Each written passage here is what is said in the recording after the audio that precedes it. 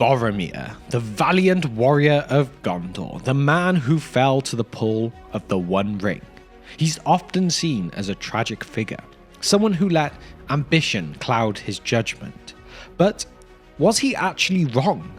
Was Boromir's belief that the ring should be used against Sauron a reckless mistake, or was it the real best chance Middle-earth had at survival? What if he was the one who saw the truth? Let's look at this today. Build me worthy of Mordor.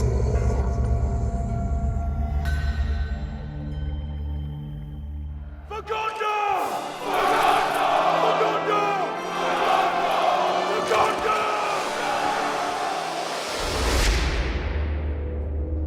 Gondor! From the moment Boromir joins the Fellowship, his stance on the One Ring is clear. Why destroy such a powerful weapon when it could be wielded against Sauron? Gondor had been fighting a desperate war for generations, holding back the forces of Mordor with dwindling strength. To Boromir, the ring wasn't just an evil relic, it was a potential weapon that could turn the tide. And, in a way, he had a point. The Free Peoples were losing. Gondor stood as the last stronghold against Mordor, but even with its defences, it had been slowly crumbling. Minas Ithil had long since fallen and become Minas Morgul. The enemy's forces were growing, and now war was imminent. The world was changing, and to Boromir, the old ways of resistance were no longer enough. The ring had always shown its power, so why not use it? The Dark Lord himself had once wielded it to conquer the Free Peoples. Surely a strong and noble leader could do the same to destroy him. Boromir believed that with the right mind and the right strength, the ring's power could be harnessed for good. From a purely strategic standpoint, his logic is difficult to ignore.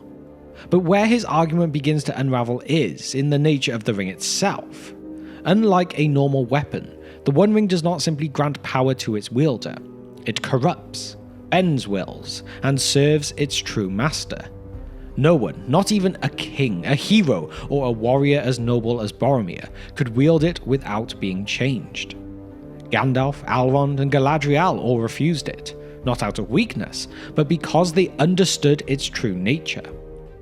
Boromir's desire to defend Gondor was genuine, but his belief that he or anyone could control the ring was where he was probably mistaken. However, it is important to note that his argument was not born out of selfishness or greed. It was out of duty, desperation, and the immense burden he carried as Gondor's heir. So, was he truly wrong to think the ring could be used as a weapon, or was he just the only one willing to take that gamble that others feared? Boromir's argument wasn't just compelling, it was dangerous. Not because it lacked logic, but because it was exactly the kind of reasoning the ring itself wanted people to believe. This is the insidious nature of Sauron's creation. The ring doesn't just offer power, it twists perception, making its influence feel like wisdom rather than manipulation. And this is where Boromir's downfall truly begins. The ring didn't force itself upon him, nor did he seek it out purely for personal gain. But slowly, subtly, it planted doubts, fed his pride, and amplified his fears. Tolkien rarely portrays the ring's effect as a sudden or violent transformation. Instead, it works like a whisper, nudging thoughts in a dangerous direction. Consider Boromir's initial reaction to the ring during the Council of Elrond. He does not outright demand its use. Instead, he simply questions whether destruction is truly the best course of action. Why do you speak ever of hiding and destroying? Why should we not think that the Great Ring has come into our hands to serve us in the very hour of need? At first, this pretty much sounds reasonable, but over time, this doubt grows into something more, a fixation. During the Fellowship's journey, Boromir's thoughts become increasingly centered on the ring and what it could accomplish. By the time they reach the banks of the Anduin, his desperation has truly taken hold. This wasn't just a warrior contemplating strategy anymore. Boromir had become obsessed. The ring had worked its way into his heart, making its theft seem not just tempting, but necessary. But here's the key thing. Boromir still wasn't evil. He wasn't a villain in this story. His fall was not because of a lust for power, but because he genuinely believed the ring could save his people. His mistake was thinking that he could control it. This is something Tolkien emphasizes throughout The Lord of the Rings. The greatest heroes are not those who seek power, but those who recognize its danger. Gandalf, Galadriel, Elrond, they're the types to refuse the ring because they knew what Boromir could not. Couldn't be mine. It should be mine. Give it to me. That thought, once planted, would always grow. But despite everything, Boromir's tragedy does not end in corruption, it ends in redemption. Because unlike others who fell to the ring's temptation, Boromir recognized his mistake before it was too late. But was his final moment of clarity enough to change how we judge him? Boromir's fall to the ring's temptation is one of the most devastating moments in The Lord of the Rings. But what sets him apart from others who were corrupted, like Gollum or even Isildur, is that he realizes his mistake and fights to redeem himself. After Frodo escapes him, Boromir isn't consumed by anger or further temptation. Instead, he immediately recognizes the horror of what he has done. He doesn't try to justify his actions, nor does he continue pursuing Frodo. Instead, he returns to Aragorn, shaken and ashamed. When Aragorn finds him in the woods, Boromir is not the proud, confident captain of Gondor anymore. He is a man broken by his own failure. Yet instead of running or wallowing in regret, he does the only thing left to him. He fights. The Fellowship was always going to break apart, but the attack by Saruman's Uruk-hai accelerates the chaos. With Frodo gone, the remaining members of the Fellowship find themselves overwhelmed, and Boromir, he is the only one standing between the enemy and Merry and Pippin. This is where Boromir's true heroism shines. Despite being wounded by multiple arrows, Boromir refuses to fall. He fights on, not for glory or power, but to protect his friends.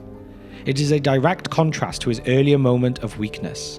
Just as he tried to take the ring from Frodo, now he gives everything to defend those who can no longer defend themselves. Tolkien describes his final moments with devastating clarity. A mile, maybe, from Parth Galen in a little glade not far from the lake he found Boromir. He was sitting with his back to a great tree, as if he was resting. But Aragorn saw that he was pierced with many black-feathered arrows. His sword was still in his hand, but it was broken near the hilt. His horn cloven in two was at his side. Many orcs lay slain, piled all about him and at his feet. Even as those orcs drag Merry and Pippin away, even as he collapses, Boromir would not have given up. His last act is not one of failure, but of defiance. Boromir's death scene is one of the most emotional moments in The Lord of the Rings. Aragorn finds him too late to save him, but just in time to hear his final words. I tried to take the ring from Frodo. I am sorry. I have paid. Boromir doesn't seek forgiveness. He doesn't make excuses. He accepts his failure completely, and yet his final words also reaffirm his true nature. My captain. My king. These words are a complete transformation from the man who doubted Aragorn at the Council of Elrond. In his dying breath, Boromir acknowledges Aragorn's rightful place as the leader of Gondor. He surrenders his own pride, not because he is forced to, but because he finally sees clearly. His last act is not one of ambition, but of true loyalty. Boromir may have stumbled, but in the end, he died a hero. But was his failure inevitable? Could he have ever resisted the ring? Or was he always doomed from the moment he set his eyes upon it? Boromir's death is an act of redemption, but it leaves an important question. Was his downfall inevitable? Could he have ever resisted the ring's power, or was he doomed from the moment he set out from Gondor? To understand Boromir's fate, we must recognize that he was fighting a war before the quest began. Unlike Frodo, who was thrust into adventure from the quiet of the Shire, Boromir was already a leader, a warrior, and a man under immense pressure. Gondor was losing the war, remember.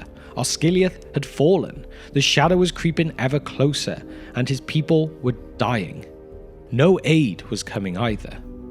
With all of this weighing on him, Boromir saw that one ring as a tool, not a burden.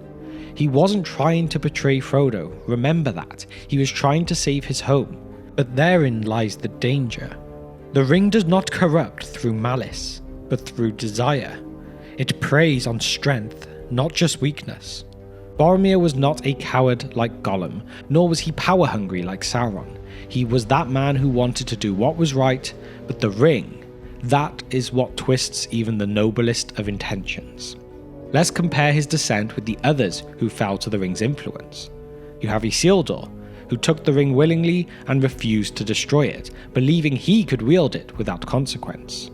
Then you have Gollum, instantly obsessed. He killed for it and was enslaved by its power for centuries. And what about perhaps Denethor? He never even touched the ring, yet the mere idea of it, combined with Sauron's influence, drove him to madness. Boromir, however, fought against it for months. His final breaking point only came at Amon Hen, where the ring's influence was at its strongest. In that moment, he believed he was acting for the greater good, not for personal gain. But the truth is, no one could have wielded the ring against Sauron, not even the greatest of men. Boromir's death was tragic, but it also prevented a greater tragedy. By falling in battle, he was remembered as a hero, not a cautionary tale. He died protecting others, not consumed by the lust for power. At the end of the day, he made the right choice, not by resisting the ring entirely, but by realizing his mistake before it was too late. And that makes Boromir one of the most realistic and compelling characters in Tolkien's Legendarium. And so, there we have it. Was Boromir actually right about the One Ring? On the surface, his logic made sense. Gondor needed strength, the Free Peoples were outmatched, and the ring seemed like the only weapon powerful enough to turn the tide. But Tolkien's world does not reward power for power's sake. The ring could never be used, it could only use its wielder. Boromir's belief that the ring should be wielded was not a failure of intelligence or courage, it was a failure of understanding. And yet, in his final moments, he proves what kind of man he truly is. Not a villain, not a fool, but a hero. A flawed, tragic, and deeply human hero. But now it is your turn. Was Boromir's fall inevitable, or could he have resisted the ring's pull? Share your thoughts and opinions on this in the comment section down below. And along with this, if you would like to support the channel in other ways, please consider our Patreon. You can't always rely on YouTube itself, so this extra support will really help the channel stay strong and keep us getting that content out for you. But with that, thank you for spending just some of your time with me today, and I will see you next time on The Broken Sword.